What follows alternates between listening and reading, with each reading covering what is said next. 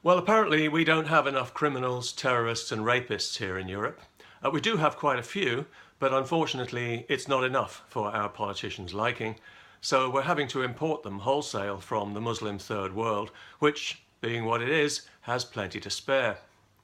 Of course, along with the crime, the terrorism and the rape, we are also importing the religion of Islam, which is followed in the main by millions of people from an already violent authoritarian culture who've been taught from birth that their religion must rule the world by force if necessary, that non-Muslims are inferior to them, that women exist to be used by men, that little girls can be married to and raped by grown men, that Jews are the eternal enemy, and that all homosexuals should be killed.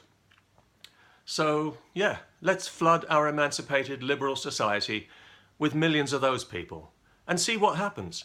Let's keep an open mind. Let's open ourselves up to the most brutal, predatory culture on earth and let in hordes of unemployable, mostly male, fighting-age welfare parasites who hate us and have no intention of integrating. What's the worst that could happen? Of course, we mustn't generalise about men who've all been raised in the same violent, misogynistic rape culture.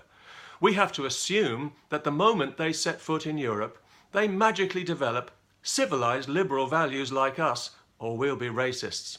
And when they lie about their age and pretend to be children, we have to take them at their word and put them in with our children, because that's the kind of people we are in Europe, spineless, irresponsible morons. We love to signal our virtue at literally any cost. And we're so terribly proud of the fact that we don't discriminate, even when we should. So Islamic terrorists can just walk right in along with everybody else, as 6 of the Paris jihad attackers did. They walked into Europe as refugees, then made their way freely to where they wanted to go and started killing people. Border security? Oh no, that would send the wrong message. Don't come. And we can't do that because they've been invited. And they think they're coming to conquer us too. They really do. It sounds absurd to us, but it's what they've been taught all their lives by their violent supremacist religion, so why would they not believe it?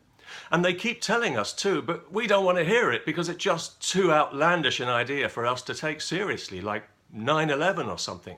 Besides, we're afraid that if we do take it seriously, somebody might call us a racist, and that's far too high a price for us to pay not to sell out our children and grandchildren's future, so we're just going to sit back like beached whales and let it happen, for the sake of inclusion.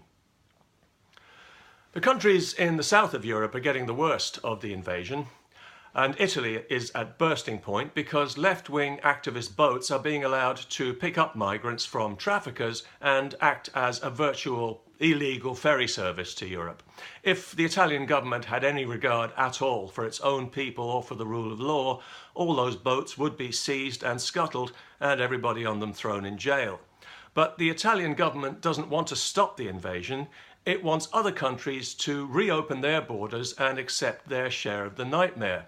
And, of course, the European Union agrees, but some of its newer members, Poland, Hungary, Slovakia, the Czech Republic, are not so keen. It seems they don't want their societies flooded with criminals, terrorists and rapists, and they're seriously embarrassing everyone else with their unfashionable common sense. They can see the explosion of crime and violence in countries that have opened their borders, and they feel that it would be a betrayal of their own people, now there's a novel idea, to let this poison into their society. They don't want their country to be a place where women and girls are afraid to go out on their own at night, where it seems like every week there's another gang rape by men who got into the country by pretending to be children. They don't want their country riddled with police no-go zones controlled by Muslim gangs, or their prisons full of terrorists and rapists they can't deport. They don't want Saudi-funded mosques preaching sedition, violence and hate, while everyone else's right to free speech is truncated to a virtual stump of itself. And they really don't want any cultural Marxism because they have a recent history of being governed by actual Marxism, and they can smell the evil here. They know it's rotten. They also know, what the rest of us have known for some time now, that being governed by open borders politicians is like travelling with a suicidal bus driver on a mountain road. It's obvious now that if we don't get somebody else at the wheel, and soon, we are all going over a cliff. They've shown that they can't be trusted with our safety and security, and they're not persuaded by evidence or reason. They're determined to press on with this folly regardless, like religious zealots who believe they're acting in the cause of a greater good that transcends the wishes of the people who elected them, if anyone did elect them. They know very well that this invasion is making Europe more dangerous, especially for women, and less civilized, but they think it's a price worth paying, as long as somebody else pays it. So, if your child is murdered by an Islamic terrorist, or if your daughter is raped by an illegal migrant, they'll murmur their regrets, but privately they'll consider it collateral damage. The important thing, the progressive thing, is to merge the two cultures, the civilized one and the barbarous one. Of course, they know that civilized people will instinctively reject barbarism. Therefore, civilized people need to be re-educated to believe that barbarism is as valid as civilization and worthy of equal respect, or you'll be a criminal, which is pretty much where we are now. You see, politicians don't like having the ugly truth pointed out to them when they're trying so hard to ignore it, because it shows them up for the unprincipled invertebrates they are. So here in Europe, they've simply made the truth illegal because they can.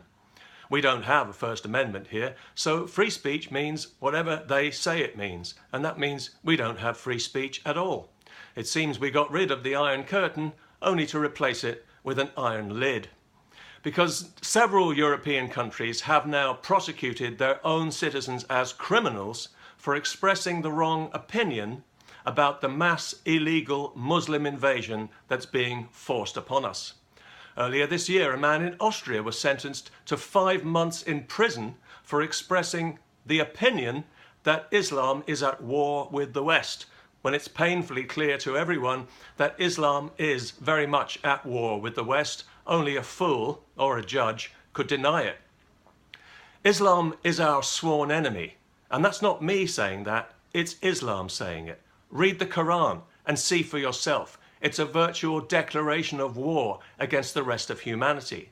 There's no ambiguity about it. It's all about slaying and subduing the infidel. There's no love thy neighbour, no golden rule, no seek the kingdom of heaven within. It's all about conquering and killing unbelievers, waging war against the world, and shoving Islam down everyone's throat. That's what the terrorists are trying to do, because that's what their scripture tells them to do, and we are reminded of that every time police in Europe find a military-grade arms cache hidden near a mosque. You know, I get emails from India telling me that they've had to put up with this for hundreds of years, and that we have no idea what trouble we're storing up for ourselves if we let this thing grow. Islam despises everything that we are supposed to stand for. Democracy, free speech, civil rights.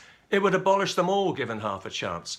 The places on this earth where Islam dominates are black holes of ignorance and cruelty. It stamps out freedom wherever it gets the upper hand, and non-Muslims are always persecuted because that is what the religion demands. As an ideology, it's so absurd and inhuman, it would fall apart if it wasn't held together by the threat of violence. So it's no surprise that it gives its followers a mandate to conquer humanity by force. It has nothing else to offer. The only reason it hasn't conquered us in the West is because we are stronger. If Islam was stronger, we would all be Muslims now or dead. And we have no excuse for not knowing that, and no excuse for not acting upon it. Thomas Jefferson knew it more than 200 years ago when he asked the Arab ambassador why they attacked and enslaved people who had done them no harm. And he was told that it was because the Quran instructs Muslims to wage war against everyone who does not submit to Islam and to make slaves of prisoners.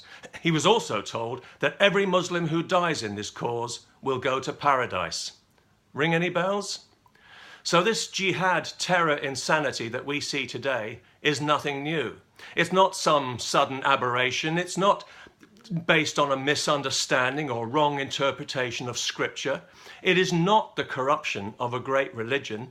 It is Islam, and it has always been Islam. And if we don't start pushing back against it, as we've had to do throughout its history, it will prevail like an incoming tide, because we have opened the door to it now in a way that has never happened before, and we are sleepwalking into disaster. We've opened our free and liberal society to the most backward, repressive, brutal and predatory culture on the planet. A culture that belongs in another century and on another planet, and a culture that thinks it's coming to take over, so it has no respect for the law. And we give it every encouragement too, by censoring ourselves and by backing away from it, mumbling nonsense about tolerance and diversity to people who don't know the meaning of those words and who laugh at us openly. We must be insane. When do you think we'll come to our senses and stop re-electing the criminals who are imposing this nightmare on Europe? When the situation is irreversible? When Europe resembles the Muslim third world, with violent crime rampant, police outnumbered and quitting in droves as they are already in Sweden, with criminal gangs and Sharia dominating the public space, women assaulted and raped daily, gays and Jews beaten up or killed, regular gunfire, car bombs, suicide bombs and paramilitary conflict on the streets? Do you think that'll shake us out of our virtuous stupor? Well, we'll soon find out, because that is what's coming, sooner than we think. The seeds have already been sown.